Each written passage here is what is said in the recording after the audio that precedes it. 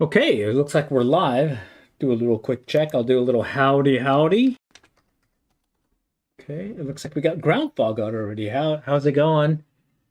Okay, this round, what I wanted to do was answer the mail. So we set up a little question and answer session, impromptu session, where the question is specifically looking at some fish and flies recommended for the Blue River in Oklahoma. But that said, I would say Oklahoma in general, transitioning over into Texas as well, where yours truly is located.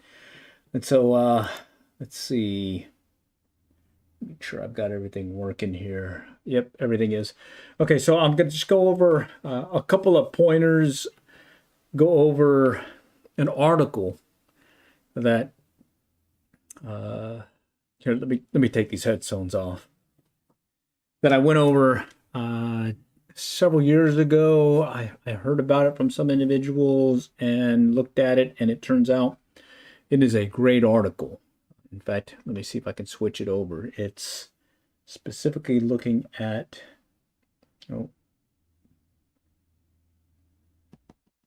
okay, I gotta reopen it. 6 fishing flies every Oklahoma fly angler should carry. And I noticed that also works here in Texas as well.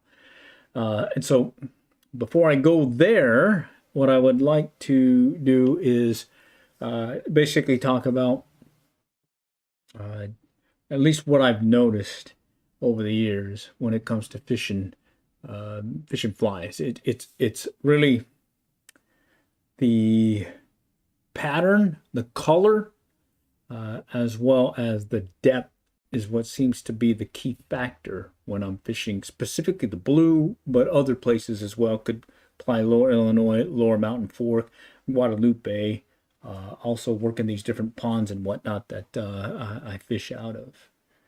Let's see, let me make sure this is working right. I'm getting some delays in the stream. No, it's working.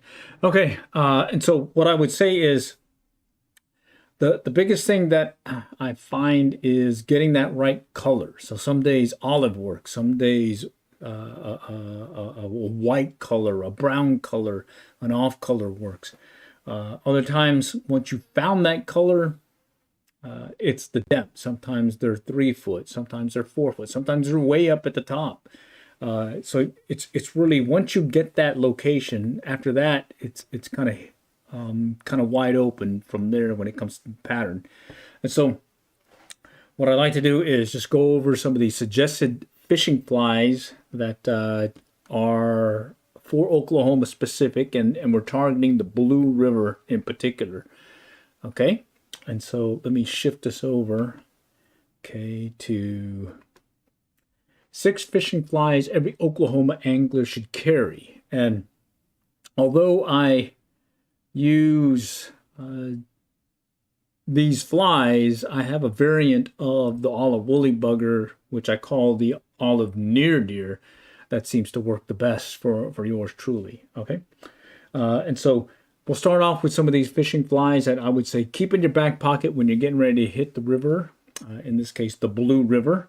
Okay, so it doesn't hurt to have an olive woolly bugger. It doesn't hurt to have olive, brown, white, black, either one of the, or having those patterns in your fly box helps.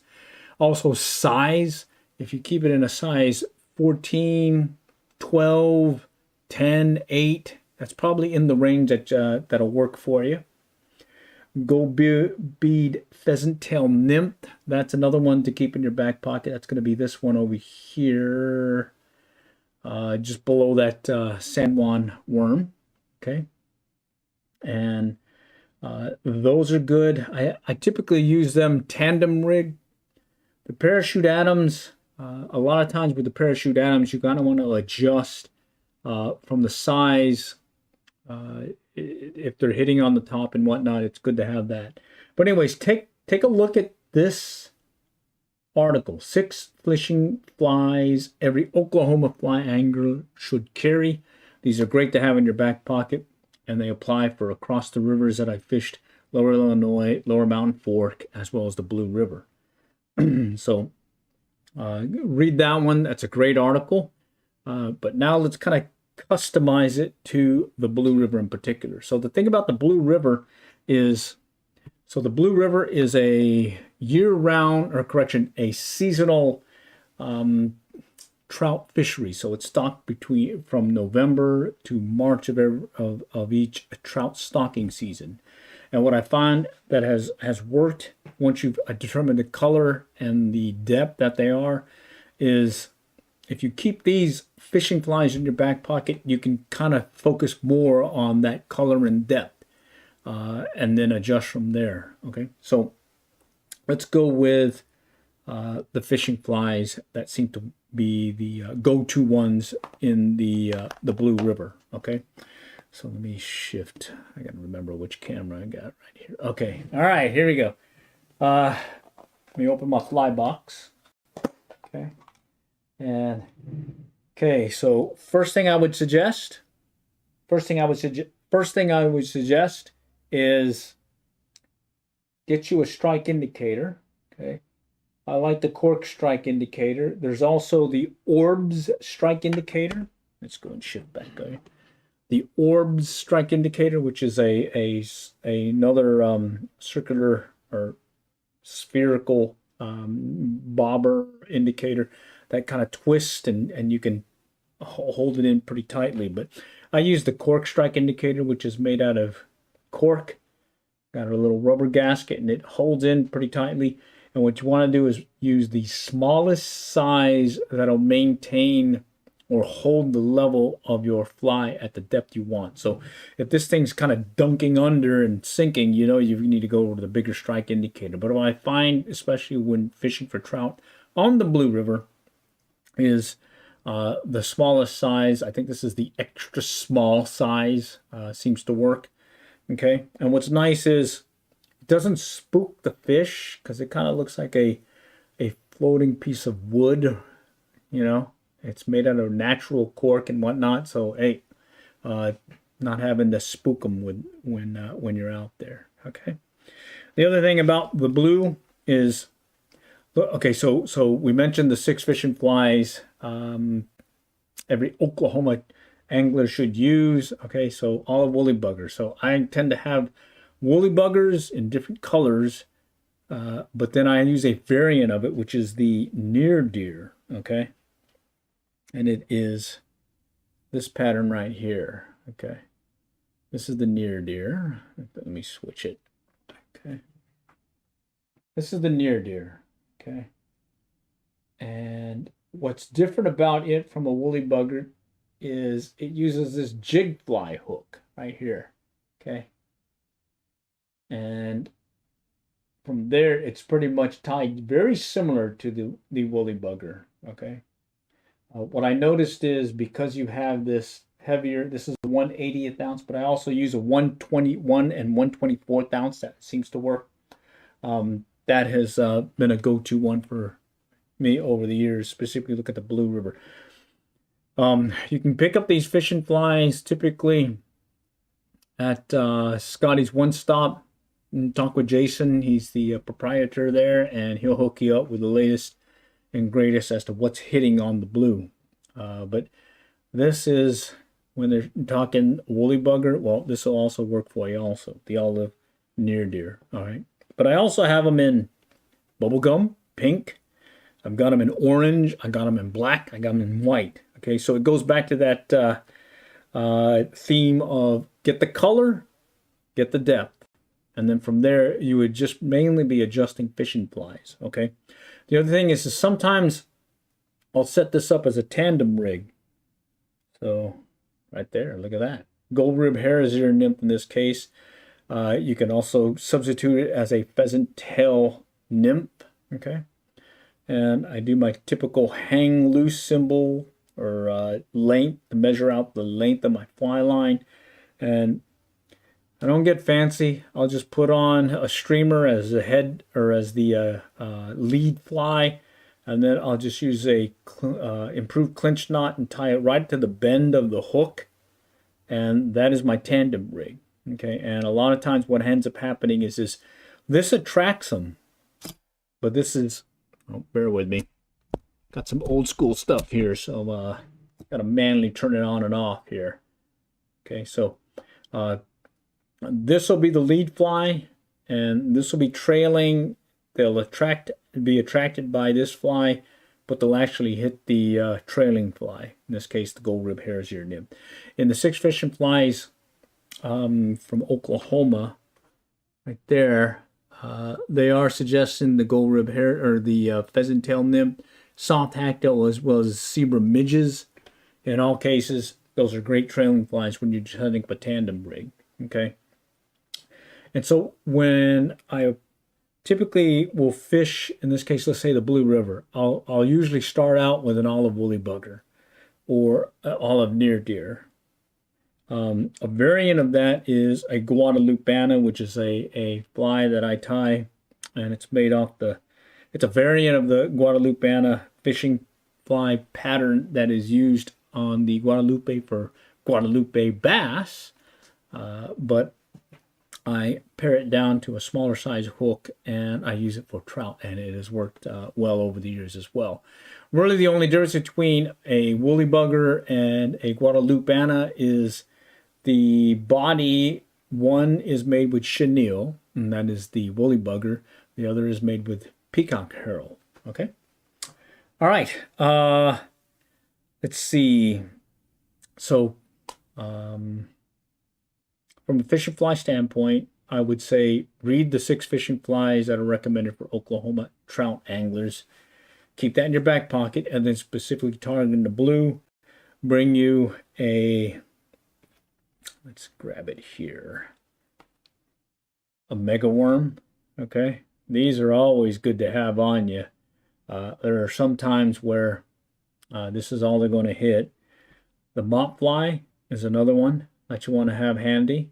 Okay, you have the San Juan worm, but a variant of it, I just call them the squirmy worm. Okay, and this is one that I've used at the Lower Illinois River as well, and I typically will fish this one in a tandem rig to have that trailing, or that this is the trailing fly, and then I'll have a heavier fly like a streamer, olive liver, the near deer, or some other heavier streamer fly to just get it down to the depth that I need, and then this will be trailing. Okay, so the theme of everything is basically, once you determine the color, once you determine the depth, at that point you can kind of shift through or move through your fishing flies. And so typical day when I'm going to go hit the Blue River, I'll start out single fly, a woolly bugger or near deer pattern. Okay, so this guy right here. Oops, got 2 of them here. All right, well, let me shift this. Okay, right there. Okay, and then actually here, let's do this. You can see that better. Okay, right there. Those are your near deer, but you can use an olive woolly bugger. Okay, a variant of that is the Guadalupana. Okay, let's see if I can grab that here. This one's a little bit beat up from the other day. All right, that's a Guadalupana. Really, the only difference being it's on a bead head. It's got a dry fly hackle, and then it's got that peacock herald. All right. Okay. Okay. And then if those don't work, then I'll start shifting again to other fishing flies. A lot of time it's usually the color that I'm trying to figure out, or it's the depth. Okay, so let's say this last round I made it through the olive woolly bugger and or near deer, and I got a bunch of hits that way, be it on a dead drift with the strike indicator and 3 to 5 to sometimes 6 foot below the indicator, again adjusting for depth. That worked. And then when, just because I want to make sure, just for like educational purposes, I want to see if other fishing flies would work. So I switched to a Guadalupana, got some more hits there. Went to a squirmy worm and got some more hits there. So those are one of those days where everything was working. But on those days where they're not always working, or there's a particular fly that they're focusing on, what I find is once you determine the color and the depth, at that point it's really the fly itself. And there's been cases where I'm using a woolly bugger, but someone else is using, let's see, that last two trips back, I think it was the Egan's poacher, another individual that I've met here in Texas as well as up in Oklahoma. While he was fishing there, he was catching, I'd say 10 trout to my 1, and it was based on that Egan's poacher, which was a leech fly or leech pattern. Let's see, I don't know if I have it in here. Let's see. Oh yeah, here we go. Egan's. Okay, Egan. Here, let me switch it again. Okay. He was using this one in a olive pattern, and to my 1 fish, he was catching 10, which is pretty awesome. All right. Okay. So let's see. So again, let's just recap real quick for those just joined. 1, there are 6 fishing flies that are highly suggested to use when you are fishing in Oklahoma. Okay, and here is the article that I suggest you take a look at. 6 fishing flies every Oklahoma fly angler should carry. And in the picture, I will just list them. You got the olive woolly bugger, you got a soft hackle, you got a parachute Adams, you got a pheasant tail nymph, a zebra midge, and then the San Juan worm. Okay, and then a variation of that when it comes to the Blue River is replace the olive woolly bugger with different color woolly buggers, as well as the near deer. And then in the San Juan worm perspective, kind of shift that over and think about it as the squirmy worm, which is made out of that little plasticky stuff, a plastic deal that you get, a little toy thing. Let's see if I can show you real quick. Real stretchy stuff here. Okay, and then you've got the mega worm. You've got the moth fly. Think of those. They're like highly visible, gets their attention, the trout's attention, and they come over there and hit it. And then that said, you can also use them as a tandem rig, where that would be the lead fly, and you would have a little midge, be it a pheasant tail or that zebra midge in there. There's been cases where I have used a leading fly, tandem rig leading fly being the woolly bugger or a near deer, and then trailing that would be a pheasant tail or a gold ribs hare's ear nymph or that zebra midge. And there's one particular case on the blue that really is I would say a phenomena on the blue, is when the temperatures drop below freezing, and then it jumps up in above freezing. There's this hatch that happens, and it's these little tiny midge insects or whatever bugs that are hatching. And what'll frustrate you is you can barely see them, if not see them at all, and you'll see the trout just tearing them up. They're just kind of sipping away at them because they're actually not breaking the surface. They're eating them before they break the surface, and they're just kind of slurping away. There was a case where I went through every single fly in my fly box. That was probably one of these fly boxes here, and I went through about 50 flies, and sure enough, I got no bites. And then later on, I got a hold of the DVD by the Blue River Fly Fishers. They posted, or they were selling over there at Scotty's one year, and I've kept it over the years. And in there, it told me about this one particular midge, a size 20 or size 22 hook, so very small hook. And all it was some Dacron fly tying thread wrapped around the fishing fly or around the hook, and then a little piece of antron. And in fact, because of that I guess frustrating period, I always keep one of those in my fly box. Okay, so let me see if I can grab it real quick and I'll shift it over. Okay. Right here. Okay. That's it right there. Okay. There was a case where I was fishing by the island over there at the Blue River. And I looked up and I probably counted about 50 plus trout just sipping away at these guys. And I could not get them to bite on anything because I did not have this fly. Okay. All right. And all it is size 20, size 22 hook.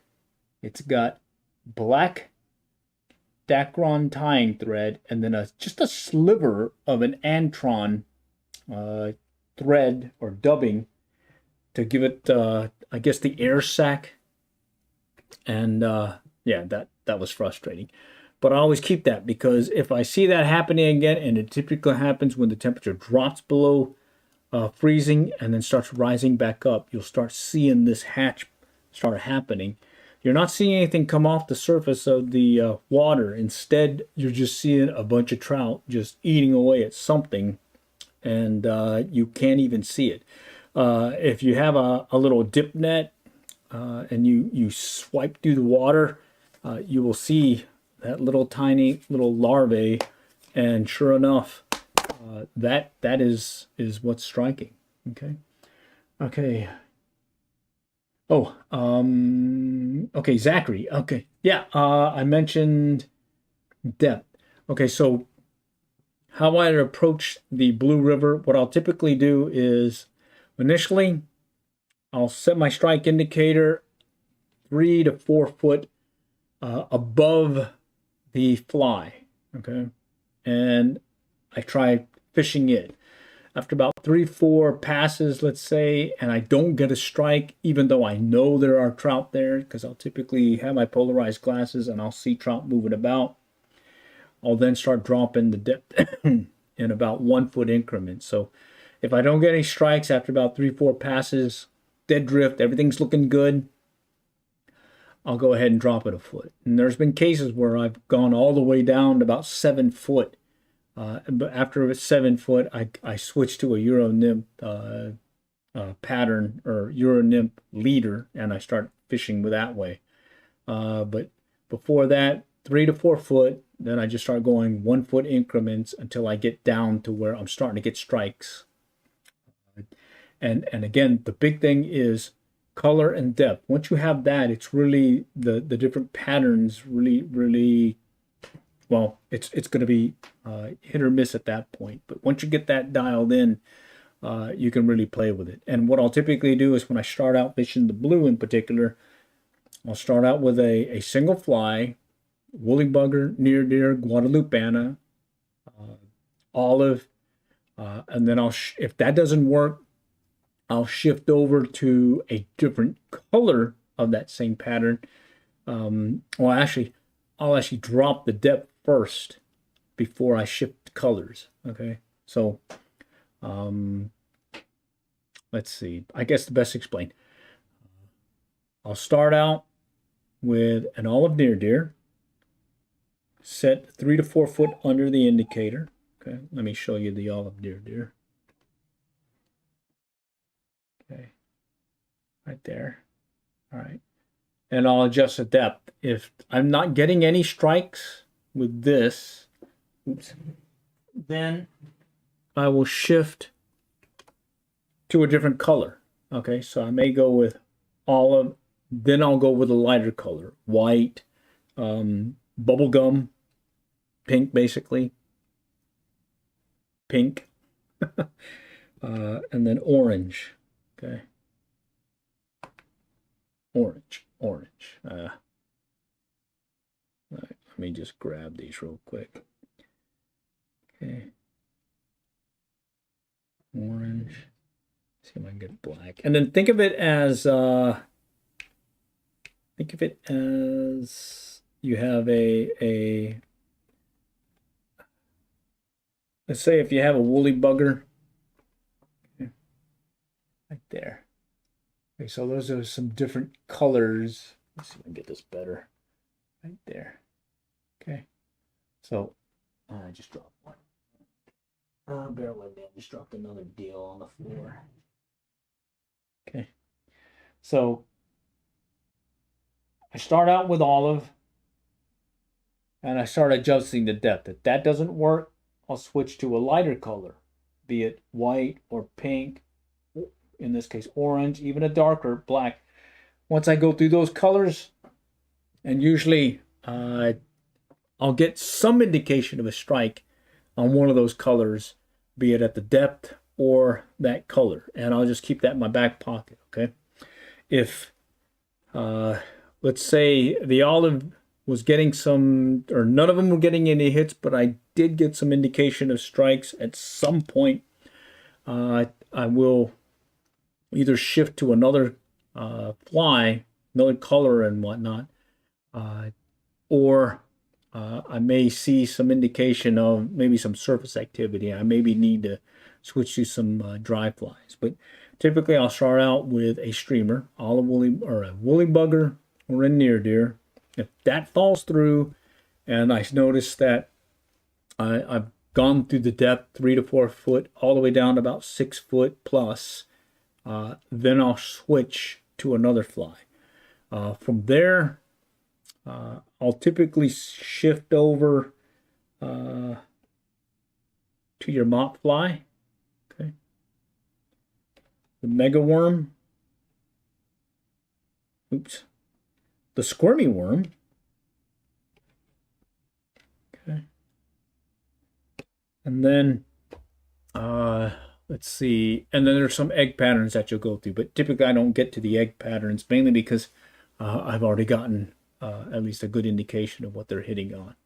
Okay. From there, there's some other things that you got to keep in your back pocket.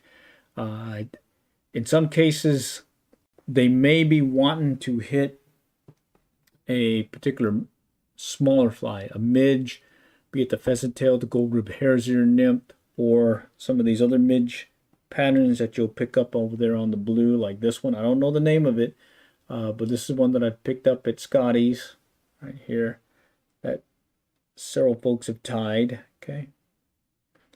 And that seems to work. But typically I'll fish those tandem rigged. So when I say tandem rig, here is one that I've got prepped. Okay. This is a gold rib hare's ear nymph right here. And I've got it prepped to be tied as a tandem rig to be it any one of these streamers, a mont fly, the near deer, the woolly bugger. Okay. So that's how I kind of play around with things. Typically, once you've gone through your different patterns, the next thing you're looking at is where are they?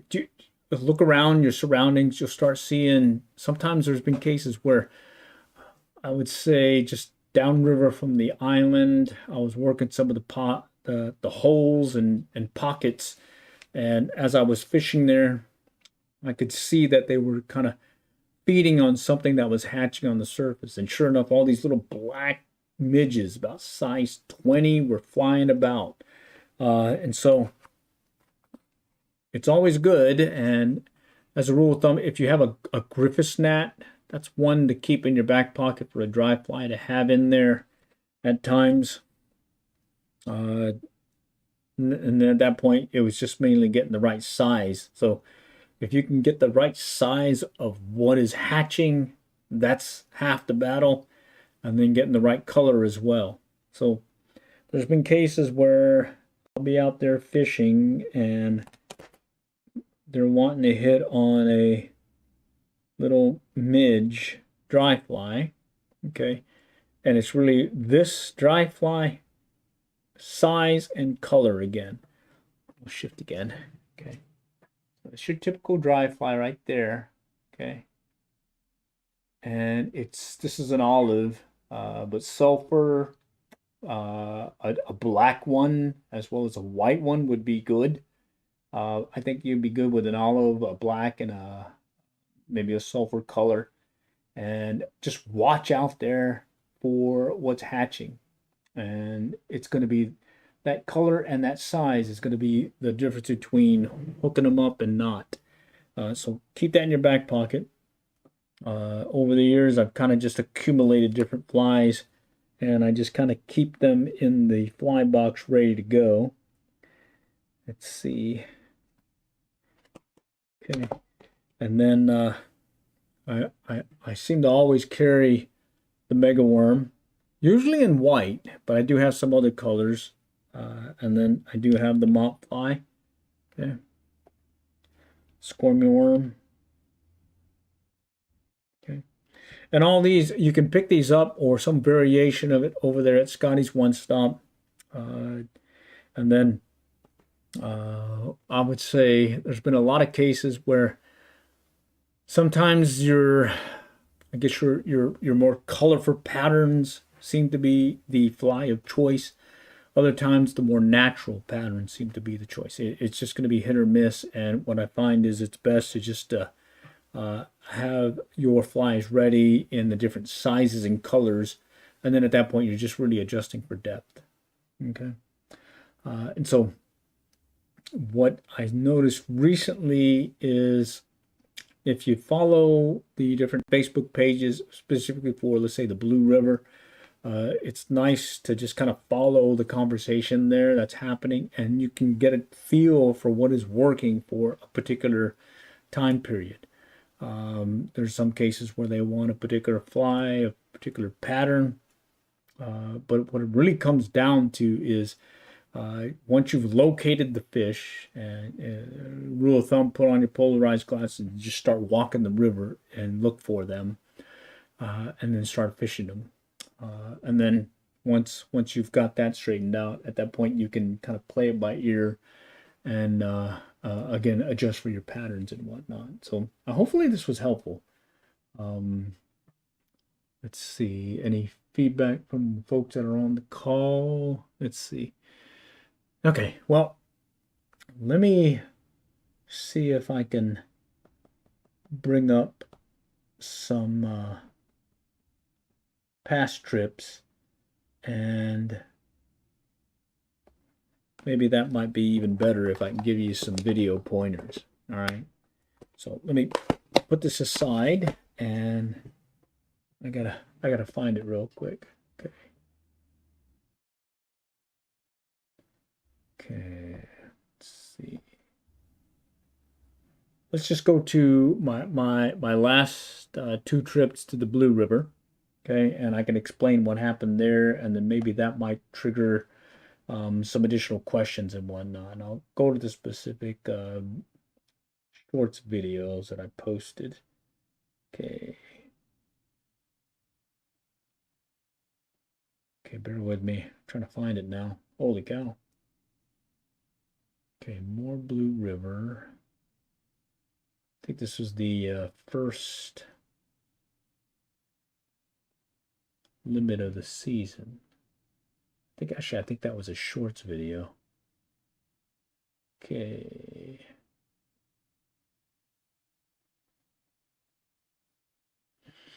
Okay, there we go. No, that's not it. Huh. Okay, I found it. All right, let me put my headset back on so I can hear. Okay, can you hear me? All right, okay. So let me, all right. So this was the first trip to the Blue River, and I'll bring up here we go. Okay, and I have the audio off, so I'm just going to walk through what I was doing here. So I'm walking up to Hughes Crossing, the low water crossing. Okay, I have a 3-weight fly rod, and I'm using a weight forward fly line. Okay, and as I walk up to the crossing, I got my polarized glasses on, and the first thing I'm going to do as I walk up is I'm going to look at the water clarity just to give me an idea as to what the conditions are. Additionally, I'm looking at the flow and just kind of get an idea, is this going to be one of those days where things are going to be moving really fast, or can I go with a slower, more laid back look or movement in the water when it comes to my presentation? Here I'm going on the rock. I'm setting up a strike indicator, and I'm going to set it about 3 to 4 feet.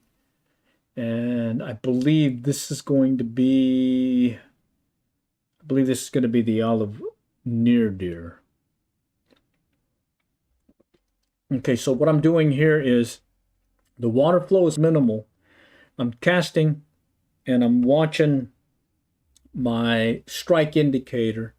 It's moving very slowly in the current, and every once in a while I'll give it a little twitch to just give it some action. And well, you don't get them all. I missed that one.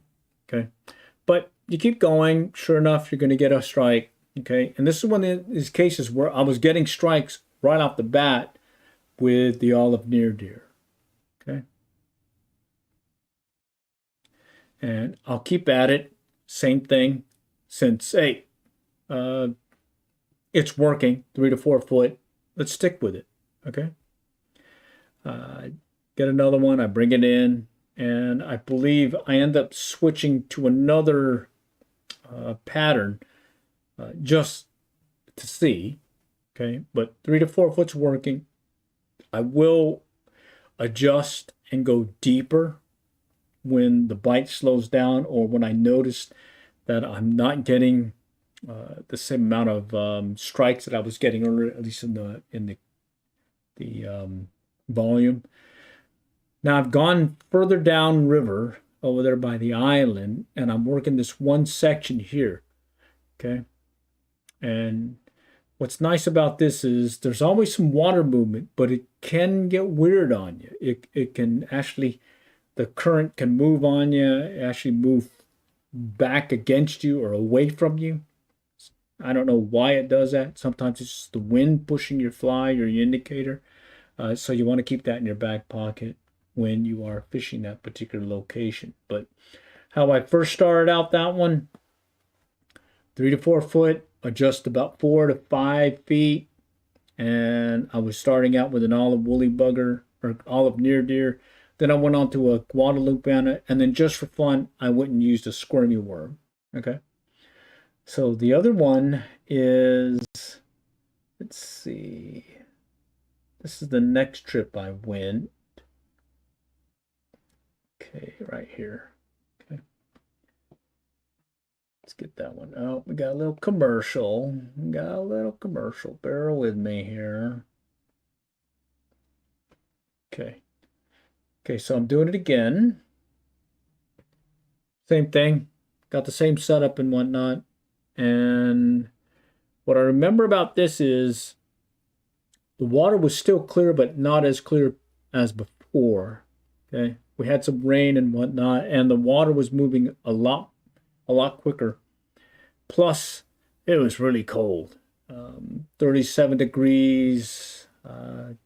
Yeah, it definitely much colder day compared to that first trip. Okay, there's more water flow, and the key takeaway here is my strike indicator is following that bubble line. As long as my strike indicator is moving in sync with the bubbles, I know I've got the right drift. Now at this point, it's really the depth. Okay, so they were hitting on the olive near deer, the Guadalupe again.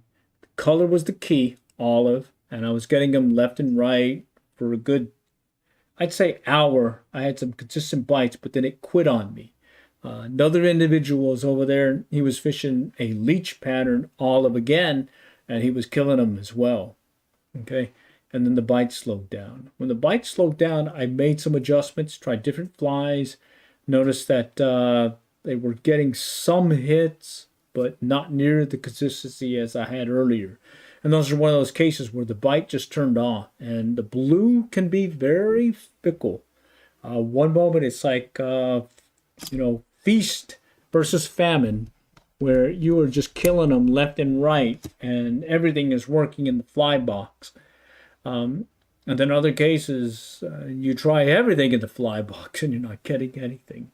So it can get frustrating at times.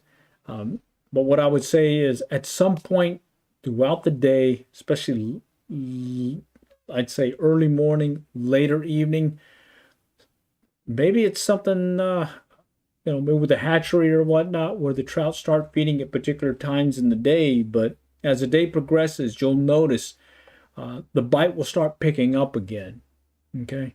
So if you got the chance to fish all day, you'll be surprised. You may be striking out kind of midday, latter, or early afternoon, but come early evening, later evening, you could limit out just like that.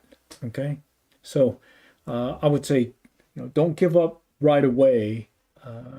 It can be frustrating, but you'll be surprised that sometimes you can limit out fairly quickly in that last, few minutes of the day. In fact, I ended up catching two. I was playing catch and release the rest of the day, holding out for that bigger fish. And then, as it turned out, the bite stayed slow, and I ended up leaving before the evening bite.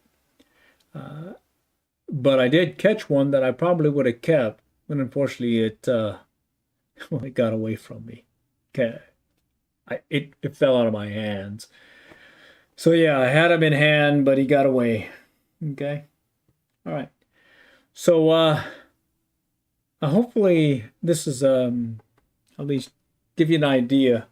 And again, what I suggest is take a look at that article. Do a quick Google search, 6 fishing flies for Oklahoma, and you'll get to that article. That's some solid information. And really, what I'll typically do when it comes to the patterns that I use, I'll usually go up a size, down a size. So let's say I'm going to use an olive woolly bugger or a woolly bugger. I'll go a size 14, or correction, size 10. I'll go up 1, an 8, or I'll go down 1, a 12. Other cases, I'll even have a 14 in there. When it comes to the near deer, I usually have a 10 and a 12. I don't have any in 14s. When it comes to the different nymph patterns and whatnot, those are kind of hit or miss, but 18, 20, 16, 18, 20 are good. When you're talking those real tiny midge, when they're hatching, once the temps start going from freezing to above freezing, and you get that hatch that I described earlier, those are 20s and 22s. Okay, and you'll know they're feeding, so they'll just kind of be slurping away at the surface, but not really. You don't really see anything actually hatching off the water. Okay, do keep some dry flies in the mix: black, sulfur, olive. Those are good to have in there. And really, at that point, it's going to be the size of the fly and the color that's going to matter when it comes to the dry fly side. So if you start seeing a hatch happening, take a look at what's flying around. And if you can match that size and color, give it a try. Put it on, see if you can get them to strike on top. In fact, that's the issue that I'm having right now when I fish in the local pond over here that was recently stocked, Bethany Lakes. The first week, you can usually, actually the first few days, you can get them on different flies, but after a while, they'll just want bait. You can get them on different lures, but after a while, they're just going to want bait, be it bread, power worms, grocery store baits, and whatnot. That's what I've noticed. But there is a certain time in the morning and the afternoon, or later afternoon, early evening, when the trout start feeding on what's hatching. And some days some years it's a sort of black midge, other years it's this more sulfur olive color. And at that point, what I'll typically do, right back there, I'll tie up a few flies and either tie up some black midges or some Griffiths gnats and just get them in the size that I believe that they're going to be. So 18s, 16, 18s, 14, 16, 18. I'll have that ready to go and put it on my fly rod, head out to the local pond in the last 30 minutes of the evening and see if I can get them to strike. Okay. All right. All right. I'm hoping that this was helpful. And if you have some specific questions, other items that you want to throw at me, throw it in the chat or throw it in the comments after this video post. Do reach out. You can always go to the community tab and kind of ping me there. I'm also on different social media, the Facebook, Instagram, and I'm one of these ones that if I have the opportunity to talk fishing and I have the time, I will definitely reach out and see if I can answer your questions. Okay. All right. Hopefully this was helpful. All right. Next time, we'll catch y'all later and good luck.